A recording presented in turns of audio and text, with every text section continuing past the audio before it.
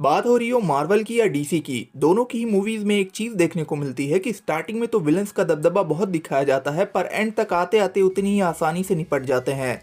Comics में villains जैसे Steppenwolf, gore या अल्ट्रॉन ये सब इतने पावरफुल हैं कि हीरोज भी सोचने पर मजबूर हो जाते हैं कि इन्हें रोका कैसे जाए। लेकिन जैसे ही ये कॉमिक्स के पन्नों से निकलकर सिनेमैटिक यूनिवर्स में आते हैं, उनका इम्पैक्ट उतना स्ट्रॉन्ग नहीं लगता।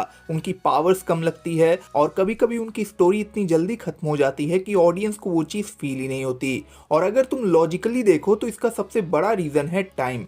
कॉमिक्स का फॉर्मेट मूवीज से कम्प्लीटली अलग होता है। कॉमिक्स में एक विलन को डेवलप होने के लिए सालों मिलते हैं। एक विलन अलग अलग कॉमिक्स में बार बार अपीयर होता है। डिफरेंट राइटर्स उस कैरेक्टर को अपने तरीके से लिखते हैं। हर नया राइटर उस कैरेक्टर में कुछ नया ऐड करता है और इस तरह टाइम के साथ उस पर्टिकुलर कैरेक्टर की रेपुटेशन बिल्ड होती जाती है। जैसे डॉक्टर डूम कॉमिक्स में सिर्फ एक विलन नहीं है, वो सालों से मार्वल यूनिवर्स का सेंट्रल कैरेक्टर रहा है। हर नई स्टोरी में उसकी इंटेलिजेंस और पावर का नया हिस्सा दिखाया गया है। इसी तरह मैग्नीटो का कैरेक्टर भी सालों में डेवलप हुआ है। कभी वो विलन लगता है, कभी एंटी हीरो बन जाता है और कभी म्यूटेंट्स के लिए लड़ने वाला एक मसीहा। लेकिन मूवीज में चीजें थोड़ी अलग होती हैं। एक फिल्म के पास सिर्फ 2 से 3 घंटे का टाइम होता है। उसी टाइम में हीरो की ओरिजिन, स्टोरी का बेस, बड़ा एक्शन सीन और एंडिंग सब दिखाना पड़ता है। इसीलिए विलन को उतना एक्सप्लोर करने का वक्त मिल ही नहीं पाता। इसके बाद आता है हीरो सेंटर्ड स्टोरी टेलिंग का फैक्टर। एमसीयू मूवीज का फोकस मोस्टली हीरो पर ही होता है। स्टोरी हीरो की जर्नी फॉलो करती है, उसका स्ट्रगल, उसकी ग्रोथ और एंड में उसकी जीत। जैसे आयरन मैन मूवी में मेन फोकस टोनी स्टार्क के ट्रांसफॉर्मेशन पे था। हम देखते हैं कि कैसे एक बिगड़ैल इंसान रिस्पॉन्सिबल सुपर हीरो बन जाता है।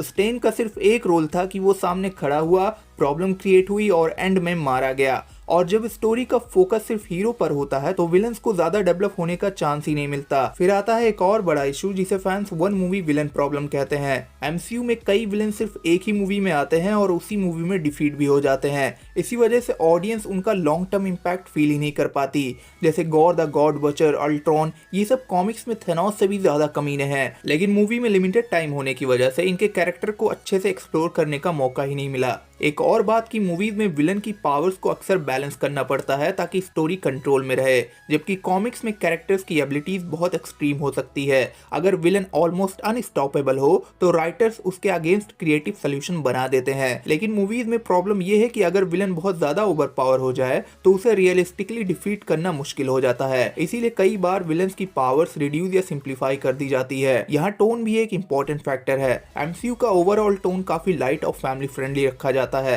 एक्शन और ड्रामा के साथ ह्यूमर भी कांस्टेंट पार्ट होता है। यह अप्रोच ऑडियंस के लिए एंटरटेनिंग होती है, लेकिन कभी कभी विलन्स की डार्कनेस को सॉफ्ट कर देती है। कॉमिक्स में राइटर्स के पास ज्यादा फ्रीडम होता है, वहां विलन्स को बहुत ब्रूटल, डिस्टर्बिंग या साइकोलॉजिकली इंटेंस दिखाया जा सकता है। मूवीज में अगर टोन बहुत डार्क हो जाए तो वो मेन स्ट्रीम ऑडियंस के लिए हैवी हो सकता है। इसीलिए फिल्म में बैलेंस मेंटेन किया जाता है और इसी बैलेंस की वजह से विलन्स का इम्पैक्ट कभी कभी कॉमिक्स जितना स्ट्रॉन्ग नहीं लगता। लेकिन ये भी सच है कि हर एमसीयू विलन वीक नहीं है। कुछ विलन्स ने स्ट्रॉन्ग इम्पैक्ट भी क्रिएट किया है। जैसे थेनोस को देखो, उसको मल्टीपल मूवीज में स्लोली बिल्ड किया गया था और फिर अवेंजर्स, इन्फिनिटी वॉर और एंड गेम में उसका फुल थ्रेट फाइनली रिवील हुआ। इसी तरह एरिक किलमोंगर भी एक अच्छा एग्जांपल है। उसके पास क्लियर आइडियोलॉजी थी और इमोशनल मोटिवेशन भी। इसीलिए इन विलन्स का इम्पैक्ट स्ट्रॉन्ग फील होता है क्योंकि स्टोरी ने उन्हें टाइम दिया, स्क्रीन टाइम भी मिला और नैरेटिव फोकस भी। तो आप सब पॉइंट्स को कंबाइन करके देखो तो प्रॉब्लम विलन की क्वालिटी नहीं है, real issue story telling format है। कॉमिक्स एक लॉन्ग टर्म मीडियम है, यहाँ कैरेक्टर्स को डेवलप होने के लिए सालों मिलते हैं।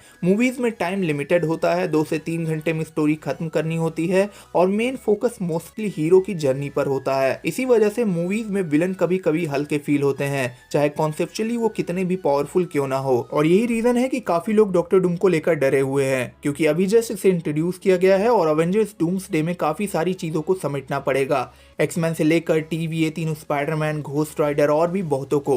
तो कहीं ना कहीं ये डर है कि इन सब को कहीं चुटपुट में ही ना निपटा दिया जाए। खैर, इन सारी चीज़ों पे तुम्हारी क्या राय है मुझे कमेंट बॉक्स में बताना ज़रूर। फिलहाल इस वीडियो के लिए बस इतना ही। कोई भी पार्ट तुम्हें अच्छा लगा तो एक लाइक प्लीज़ ज़रूर करना और चैनल पर नए हो तो सब्सक्राइब करके बेल आइकन दबाना बिल्कुल मत भूलना। जल्द मिलते हैं।